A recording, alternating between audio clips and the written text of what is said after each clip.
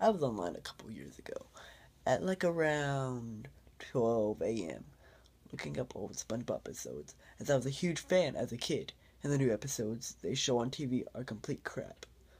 So after going through bad quality videos on foreign websites and other sites flooded with ads, I came upon an unofficial website that had full episodes ad free. Okay, the quality wasn't great, but better than most of the websites. On the bottom was a link that said SpongeBob Lost Episode. Being the idiot I am, I clicked on it.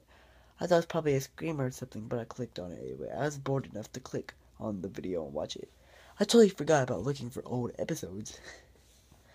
The episode video was poorly quality, and the episode itself was pretty much forgotten by the writers. Like every episode, it started with a theme song. The title card read, Patrick's Leg, with the normal fun-filled bubble letters we all know and love. The first thing that didn't seem right, that the episode, the title card, the transition. Instead of bubbles, it was just a blur into the beginning of the episode. It started off like a harmless SpongeBob episode, with SpongeBob and Patrick watching the sunset. But then, Patrick decides to go snowboarding. So, they do.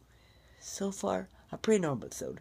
Patrick then tries to do some sort of trick on his sandboard but fails. As a result, the usual Hawaiian theme music, more suspenseful, serious music plays. Also, Patrick screams a more painful scream than he usually would. Enough that I would feel it. Well, I guess that makes sense. He just broke his leg. Nothing too far out of the ordinary, right? Well, other than the opening and the music in that one scene, it was pretty much like an ordinary episode. The next scene takes place at the hospital, where the doctor tells Patrick he needs to be in a wheelchair for a little while. As they walk out, SpongeBob is pushing Patrick in the wheelchair when they run into some girls.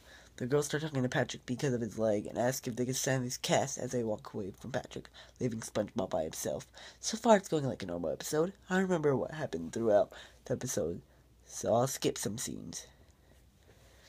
This is where it gets creepy. Later that night, SpongeBob knocks at Patrick's door. In this scene, the background looks more realistic than usual. However, I try to ignore it. When Patrick opens the door, SpongeBob tells him that he forbids him to see the girls ever again. Patrick gets furious. Not like he does normally. This is more realistic anger, and he tells SpongeBob that he hates him. The girls leave in fear.